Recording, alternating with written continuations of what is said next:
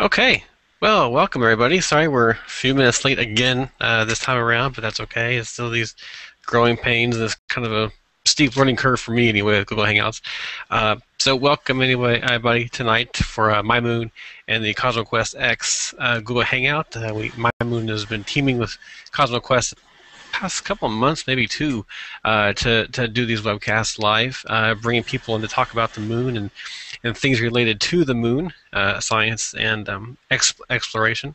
My name is Andy Shaner. I'm with the Lunar and Planetary Institute in Houston, Texas, and with us tonight is Leo Camacho, who is the media and outreach Media and director, outreach specialist, something like that guy. for for the Google Lunar X Prize. So we're going to chat with him tonight about GLXP. So a reminder to everybody, if you want to leave a comment or have a question for Leo, you can do that if you're watching on the YouTube channel. You can do it in the YouTube comments there. You can also do it on the event page for this webcast on the MyMoon Google page, and you can also use Twitter. Use hashtag MyMoonLPI, like you see in my name lower third thing there. So anyway, without any further ado, let's get started. So welcome, Leo. I'm glad we could have you this evening with us. It's nice to be here. So let's just start off. Just tell us a little bit about what it is that you do with the Lunar X Prize. What don't I do? It's an interesting role, to be sure. Actually, the Google Lunar X Prize team isn't actually quite as big as everyone would imagine. Google's a big company, and the X Prize is a big competition. But actually, running the core of the competition itself, there are only 5 to 7 of us, depending on the day that you ask. And my primary role is media and outreach. So I take care of all the social media, all the team interactions, and their media, all the web content. I help curate and create some of that content as well. I also do some of the design, and I help graphic design, some of the web design as well. And then I also assist with all of the educational outreach programs, which right now is Moonbots. So I've got my hands full at any given time. And of course I do things like this. I show up at podcasts, and I go to events, and I interact with the general public and the media alike, and spread the good word. Awesome. To actually tell us a little bit more about Moonbots. From what I understand, it's like a Lego robotics competition. But tell us more about that. Well, it's kind of based a little bit around the first robotic league, the first Lego league, where kids can build robots and they go to competitions and can even make it into international competition. So we kind of took that and created a sort of in-between program when they're not competing officially, that they have something to work on, that they can kind of learn about the Google Lunar X Prize and learn about the Lego Mindstorms NXT kits that Lego produces. Basically, they can build the robots physically, obviously, but then they also learn some basic programming so that they can move up into the higher ranks of robotics, like First League. So essentially what it is, it's kind of the way we call it, the GLXP for kids. We give them certain missions. Last year was actually a set of missions, and they had to choose to address a number of them and pick themselves challenges of surviving the lunar night, challenges that would just be faced and imposed to you if you were exploring the moon. Then they had to create a specific robot to solve those problems, and then create an actual field for the robot to navigate and solve those. So the problems had to be built, the robot had to be built, and then the robot had to be built to solve those problems specifically. So it was really cool. It really challenges the kids to be creative and innovative. And in the process, they're solving the same problems, essentially, that our team would be facing when their robots land on the moon to win the Google Lunar X Prize. So that's kind of where we're going with that. And now we're trying to push it out and put it into science centers and make it more of a thing for everybody, a smaller scale where you don't have to be into programming, but you can still kind of participate in Moonbots, and that's kind of where we're headed with it now. Very cool. And you just finished up a competition recently, didn't you? Within the past few months. Yeah. Actually, the grand prize just was issued, I think, two weeks ago. We had Moonbots 2013, and that's the one I'm talking about, where kids you kind of had to do some research to find out what the problems were on the moon. That's what we wanted. We wanted the research to take place. That's part of the whole STEM and STEM outreach.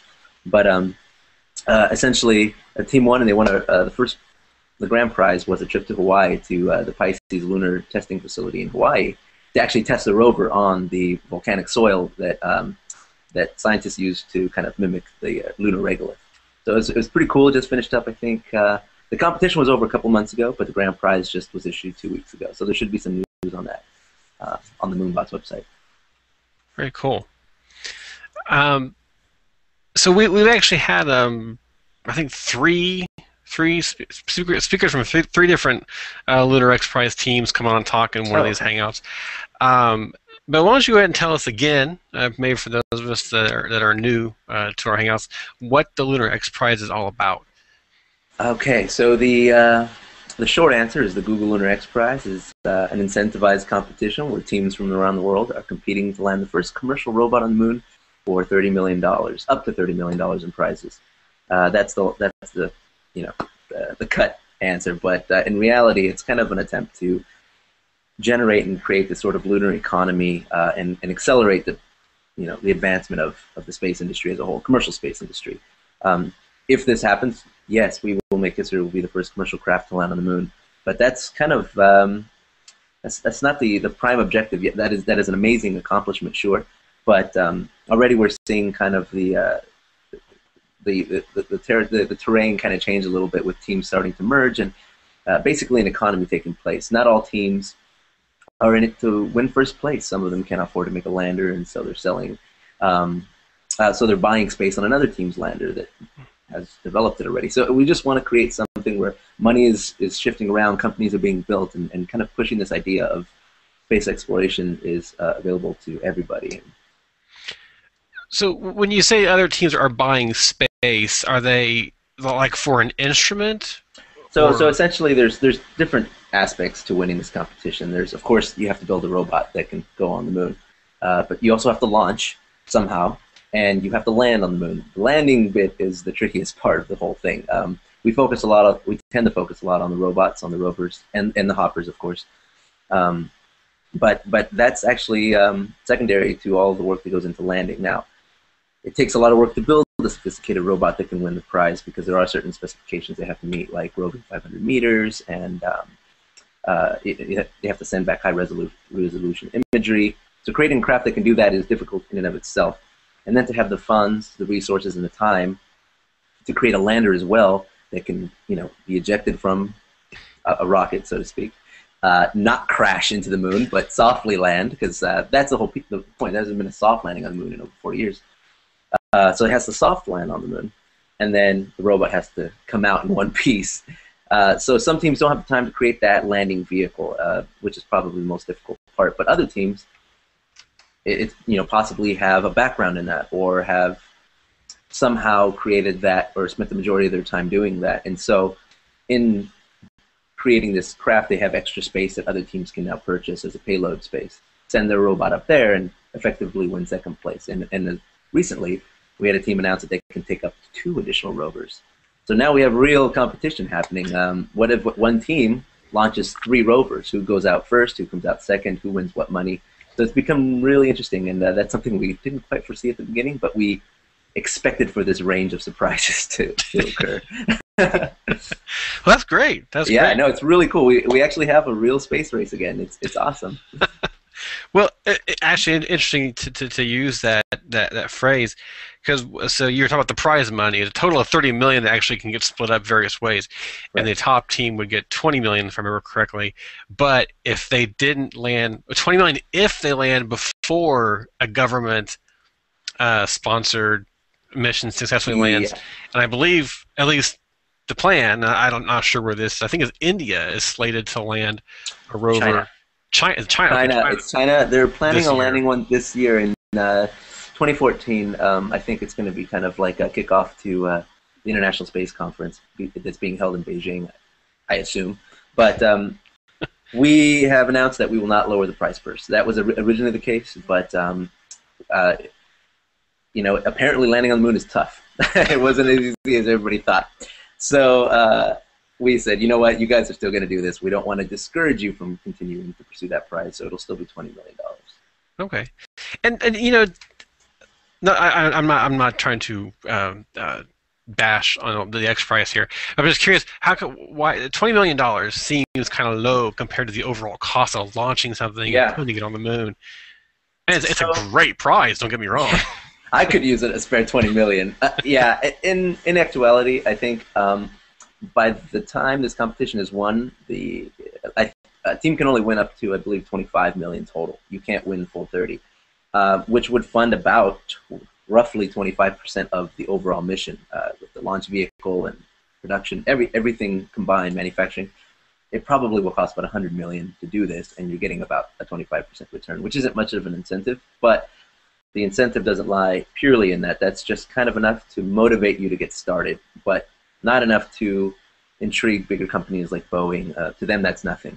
But to a small company looking for a global platform, the entry fee is free marketing for essentially what is 7 years, 8 years. Like I said, on a global platform, you do get some of your investment back, which is nice. But essentially, you become the pioneer and the forerunner for a new industry. So, you made history. Congratulations. It's kind of like a Burt Rutan. He got Spaceship One. It was a successful venture. And then here comes Virgin Galactic saying, we want to buy your technology. And that's the idea. If you're in first place, second place, even if you're in fifth place, it doesn't matter. You have now created a technology that can be utilized commercially by companies looking to invest in space. Now, with asteroid mining, with the advent of asteroid mining being big in the news, companies are going to need some technology to get up there and do the work. And our teams have already kind of laid the foundation for that. So that's the real prize, is you are launching an industry and you are immediately one of the leading experts in this kind of endeavor. So yes, $20 million isn't that much, but imagine the millions and billions and potentially trillions that come after that from space exploration. So. Sure, right? Yeah. Um, so just want to remind everybody, if you've got a question for Leo, you can post it either on the YouTube channel. It looks like I know a few folks are watching on YouTube. You can post it on the event page for this Hangout, and you can also use on Twitter, use hashtag MyMoonLPI, all one word, and you can get us your questions. Send them in. Send them in. That's right. Send them in. You don't want to listen to me ask questions for the next 45 minutes. So I was looking at the bonus prizes. Yeah. That are possible, and one of them is for operating at night. And I'm sure this probably depend on the individual team that would actually go for it. So first part of that, is there somebody that you know of that's looking at doing that? And number two, would they collect data and then just sit and wait for the sun to come up again before they were facing the Earth again to communicate, or would they try to use like LRO to communicate? Yeah, I don't know any teams that are specifically attempting it, although I know teams are attempting it. But they just have to survive the lunar night. They don't actually have to operate within it. So I don't know the details of the communication on that, but I know that it is going to be attempted. I would imagine, why not? I mean, especially teams that are conducting further research for like NASA and that have gotten some other contracts. I'm sure that there's going to be some news coming out on that in the near future, but at the moment I don't have any details. Okay, cool. Yeah, I think the bigger one, the one that's being focused on primarily is the water detection and the Apollo. You have to visit an Apollo site and send back high resolution imagery of the Apollo landing sites, but because those are the exciting ones. Surviving the lunar night is kind of like parking in the shadow, and it doesn't generate a lot of cool news. So although they're probably going to attempt it, not a whole lot of teams have been at least actively speaking about it. Okay. Nick has a question. What is your favorite thing about the Google Lunar X Prize?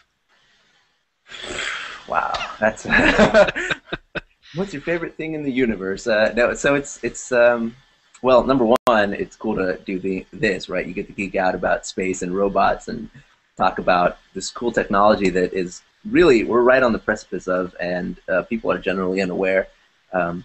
Space is kind of an interesting thing in that it's so far removed from anything that we're used to hearing about or talking about on an everyday life, unless you work in the space industry or are already a fan. You don't just hear it on the streets, right? You don't get on the subway and talk about space type of thing. So it's cool to be the person that says, hey, can I blow your mind for 5 seconds? Check this out. Did you know? And then people are just like, what? That's happening? It's like bringing them to the future in 1 second. And that's the most rewarding part of this job. The coolest part is just, I don't know, being a fan and being brought in to do what you love, because I wasn't, I don't have a pedigree in the space industry. I actually come from more of the entertainment side. but I got to bring those skills over to a hobby of mine, which is space, and that's probably the best feeling to know that I'm contributing to the future. Very cool. So tell us a little more about this, the entertainment background that you come from. Well, it's an interesting story. It's a long story. It started all back in the MySpace days when social media was in its infancy, but through just an interesting journey, I ended up kind of just getting into social media. I eventually ended up hosting a show on kind of pop culture news and things like that. Generally nerdy subjects, movies, comics, video games. But because I am such a nerd, I was also into space on the side. It's just, unfortunately, there's not a whole lot of platforms to discuss space other than MyMoon LPI. But at the time, my show was geared around primarily video games and movies. So on the side, I was over there looking at space, and then when this opportunity presented itself, I thought, wow, how cool would it be to do what I'm already doing, but apply it to something that I don't get to openly talk about much, and kind of bring that kind of spirit of just entertainment, that whole like pop news is cool and it's happening all the time. Because I felt, when I first started, space has it's interesting because it's kind of like it has this kind of shield in front of it to the general public. They feel it's not approachable. It's too technical. It's too high above me. I'll never understand it. But I'm not an engineer, and I completely understand. I think it's really cool, and there's awesome things happening all the time. There's videos of stuff blowing up, good and bad, but there's cool stuff happening. Rockets going off, and there's 2 space stations orbiting this planet right now that people don't even know about. And that's all you have to say. It's like, look at this is happening. This is really cool, and make it an entertainment, so to speak. So I feel like that's my role in this: is apply all those YouTube videos that I've been in and take that same kind of overall feeling of excitement and just cool, quick entertainment bits and give it to everybody else. Cool. Well, Yeah. it seems to be working so far. It's so far so good, right? Here we are. Um, I'm gonna go back to the bonus prizes topic Sure. for one more thing. There's also another one for a precision landing near an Apollo landing site, and I'm kind of 2 parts to this. Just curious, how precise is precise, or is it just whoever gets closest? If you have more than one team, and That's a really interesting thing, actually. Yeah, continue your question, yeah. Well, no, go ahead, and I'll ask the second part in a second. But go ahead. Well, it's interesting because there's always negotiations happening with NASA about the lunar heritage preservation. So I don't remember the exact distance, but there is a certain distance they have to land outside of, and certain sites you can't approach within a certain distance. I forgot which is which, but there is, it's not law. That's what makes this whole topic so interesting. There is no law. I mean, space is the Wild West. The way I like to put it is, if you can get on the moon with a rifle and defend it, it's your moon. I mean, for the most part, nobody owns it. So you can't really impose these laws. They're just guidelines. They're the Apollo Heritage guidelines. And so, teams are asked to work with NASA, and for the most part, I mean, not for the most part, we do respect them, and we don't want to disrupt these historical sites. But there are some that we can approach, and they actually want to know what's going on there, because if, for whatever reason, NASA goes up there to conduct science again in the near future, there are sites that they want to specifically look at, but they can't look at every one. So they want our teams to go ahead and take that initiative, send back some data, send back some high-resolution imagery, some video, maybe, even if, depending on the craft, if they can conduct some sort of science, send back that data. But as far as landing, they have to land far away, because, you can destroy it if you land too close. But I don't know the exact distance that they can, with the perimeter that they can land within. So. Okay. But it does pose a very interesting conversation when you say, well, what can you touch and what can't you touch, and who owns what and what's belong. It's interesting. Right, and actually that was the second part of that question. So is it the closest they land, or can they land somewhere else and get as close as NASA says you can get, or is it actually where they physically land before they start roving? I don't. That's a really good question. I actually don't know the details on that. I wish I had one of my engineer coworkers with me now to answer that question, because that's one I never even thought about that. Because I know that there's a distance that they had to land away from it. So I never really thought, are they going to land right on that rim? And what happens if they kind of miss a little bit? So that's really interesting. I don't know. I'll have to look into that more, and I'll get back to you on that if you don't mind. Sure. Yeah. Sure. Had a question come in asking, what stellar object do you think merits more exploration and examination? Oh man, this is just like a personal like geek out question, or is this Yes, for the I think general good so. of science? Okay. Well, honestly, I think it would be really cool. I mean, just personal opinion. Not within budget or anything like that. Speaking, let's say we had a limitless budget, but I think it'd be really cool to explore Titan, just because of all the potential that it holds, and because we don't really know what's going on over there. If there's like a layer of ice, it could be life underneath it. So I think that would be something worth looking into.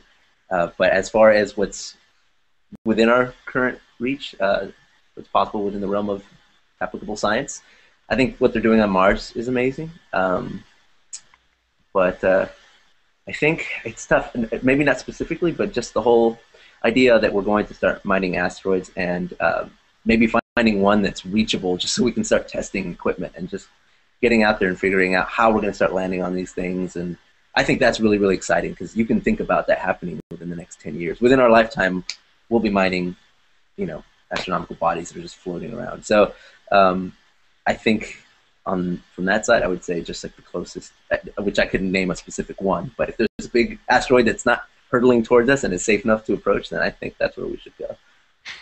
Well, So because it would bring money to space, right? And that's what we want. We need finances being dumped. We need a budget so that we can continue space exploration. so what do you think about this current idea to actually bring this like about 7 meter wide asteroid to actually Yeah, capture it and bring it here, wrangle put it it in. in orbit? Yeah, Yeah. to study it. Uh, Boy, it sounds like the premise for some sort of science fiction horror movie, right? Like, let's see, Doomsday. No, but what do I think of that? I think that's interesting. I think that kind of goes back to what I was saying. If we can get out there and figure out how to maneuver these things, and we can learn how to bring them in a little bit closer, it's kind of a scary thought, but at the same time, it's kind of an amazing thought because what's the first imagery that comes to my mind is kind of like space industry, sort of like the space station, but floating around kind of an asteroid, and you can already see commerce of ships going up and coming back, and I think the potential that holds if we can actually learn to do that is amazing. But it is also incredibly terrifying too, because what if something goes wrong? I don't think we're at the stage where we can kind of make those decisions yet. It's a little out of our reach technically. I mean, we're barely getting on the moon commercially. Let's slow down on the asteroids. So, but I think it's cool. Like eventually, I think that's an amazing idea, and like I said, it would be a reason to finance space exploration, and I think that's the biggest key here. Which brings me to this point of kind of why. Like, why are we doing all of these things? Like, why are we mining asteroids? Why are we going to the moon? Why are we going to Mars? And it's from from my experience, it's the toughest thing to answer is why. Space doesn't have a very clear why, and when it does, it's different to everybody. And it's not truly clear, it's just their idea of clear, right? You can say, yes, there are rare minerals and resources that can be attained on these other bodies and that maybe are not here on Earth, but abundant out there, and that's definitely a reason. You can say just for the spirit of exploration and expanding our reach in the universe and understanding ourselves. There's the whole pioneering spirit, like going to a new world, and who knows what we'll find. There's also the argument that you don't know what technology will be brought out of these endeavors. It's always secondary, and it's never foreseen. It's just kind of an afterthought that occurs, and now we have cell phones, right? But it's just so, man. It's. Go on. Okay. I'm getting off track here. But it's interesting because these are the things we deal with every single day. Oh, And absolutely. Yeah. yeah. Another question come in says so it's a question. Any company can be part of the privately funded group for this project? Well, that's kind of a two-part answer. Originally, if you wanted to be your own team, yes, but we are no longer accepting new teams. So if you want to be a company and be part of this, then you would have to probably become a sponsor of one of our teams, or just offer them a load of money and buy them. But yeah, you can still be a part of it. Yes, you can be a sponsor. The only I'm sorry. The only rule we have is that they can't make more than 10% of the total mission funding from government. So if you're a company and you want to invest 100%, you can. There's no limit to that. So yeah, you can still get involved actively. Just approach the teams, and they'd be more than happy to hear from you. I promise. Um, so actually, I don't know if you want to comment on this or not, but who do you think are maybe is a team or teams that might be in the best position now to Yeah, I win it can't. all? I can't really comment on that. But I can say that we just had our international team summit, and I personally had to sit one on one with every single team, conduct interviews with them, and so I would say I have a very solid feel of the competition. And what I can say is, a year ago at the last team summit, if you were to ask me this question, I would say I feel like there are a solid two teams, possibly three teams that are in this to win it, right? But after this year's team summit, I think the teams have come to major realizations, not only technically, but marketing, in terms of marketing as well. They've really learned the value of promoting their teams. And I think now that this is becoming a little bit more exciting with the deadline approaching, they're also in higher gear to get their launch contracts, but they're also realizing that this platform works. And investors are starting to raise their eyebrows now with all of these announcements, Mars and asteroid mining. So if you were to ask me that now, I would say a solid, I would even say 6 to 7 teams. Wow. Yeah, it's definitely kind of up in the air. So I couldn't give you a one team, to be honest, because I think there are a lot of people they have some crafty schemes a brewing, and I think we're gonna be surprised by a lot of individuals.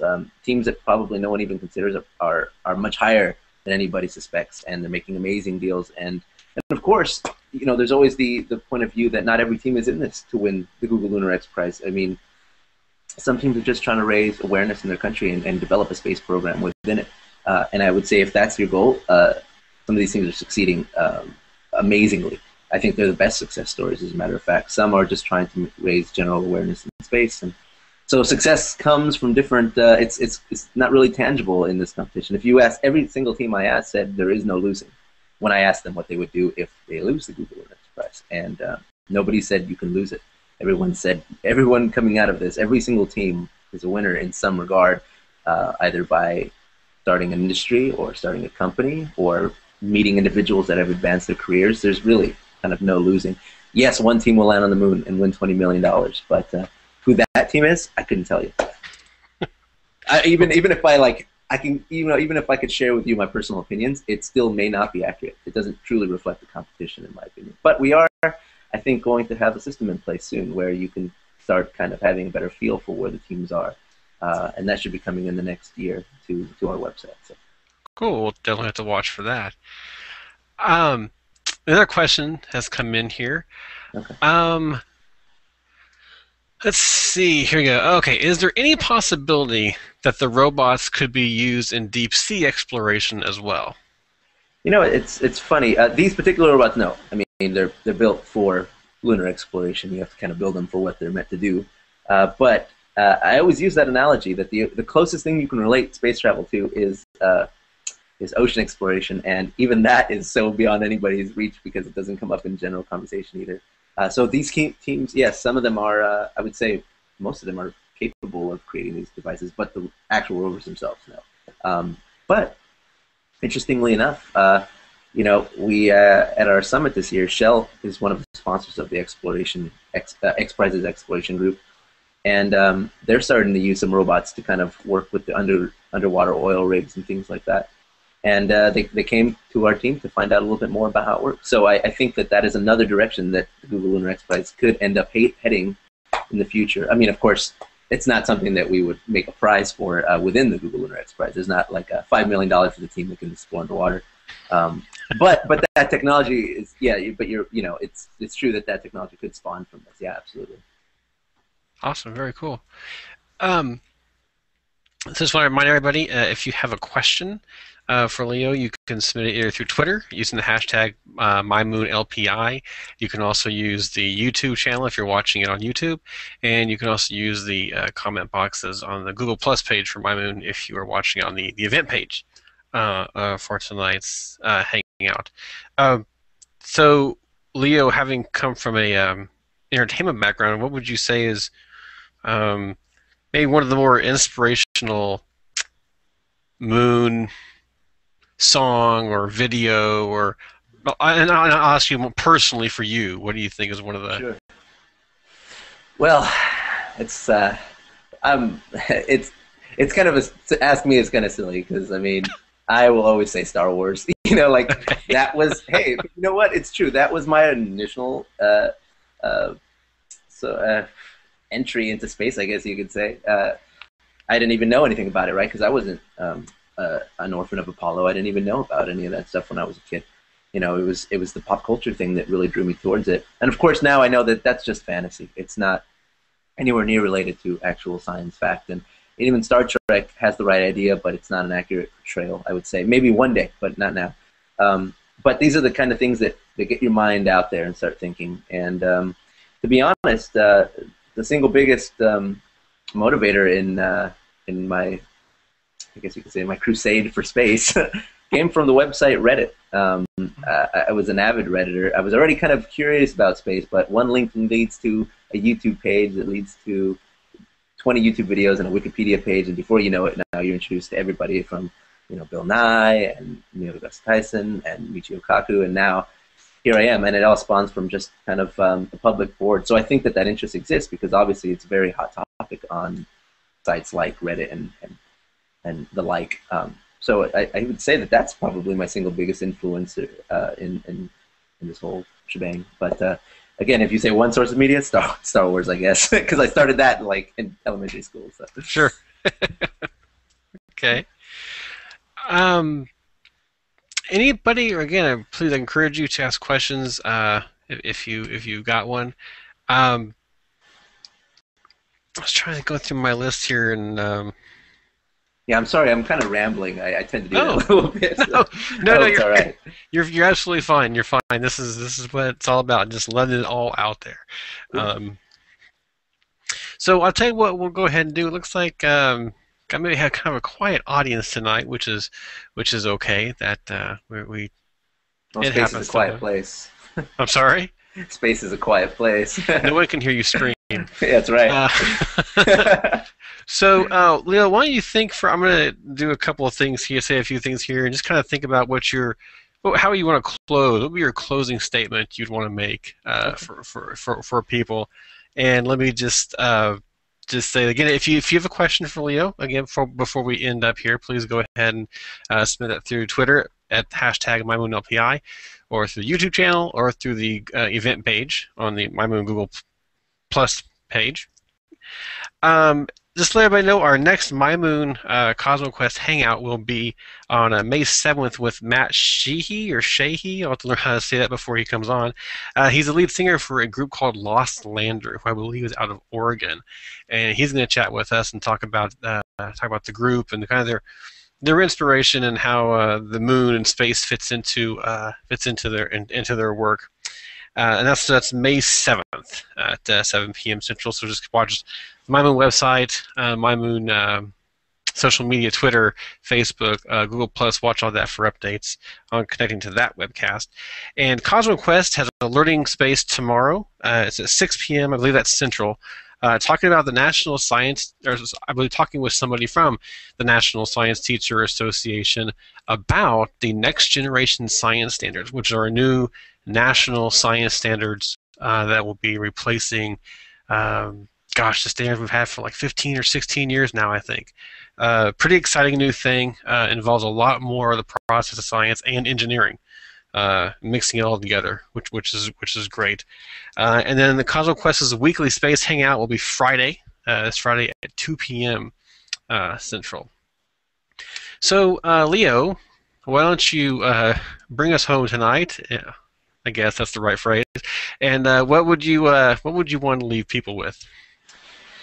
Well, I would say kind of the way I feel about this whole thing is if you love space and want to be involved with space, you can. You can do it. It's never unattainable.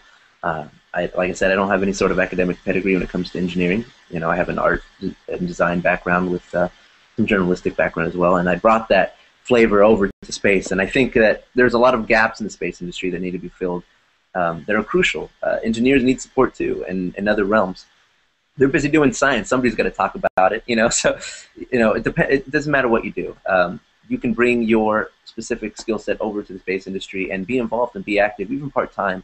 I know for a fact that our teams are always looking for individuals to just help in any way that they can.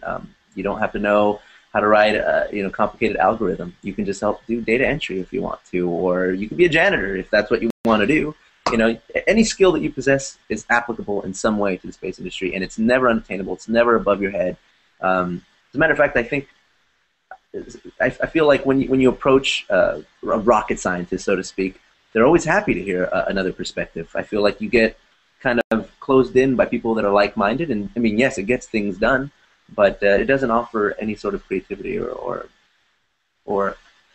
outward kind of perspective on the rest of the world. So I feel that if it's something that you're interested in and you want to pursue, you absolutely can. And I will speak personally, it is one of the most rewarding experiences that I've ever had to know that I'm contributing to something that generations down the line will consider commonplace, but will revolutionize the way that humanity lives today and then.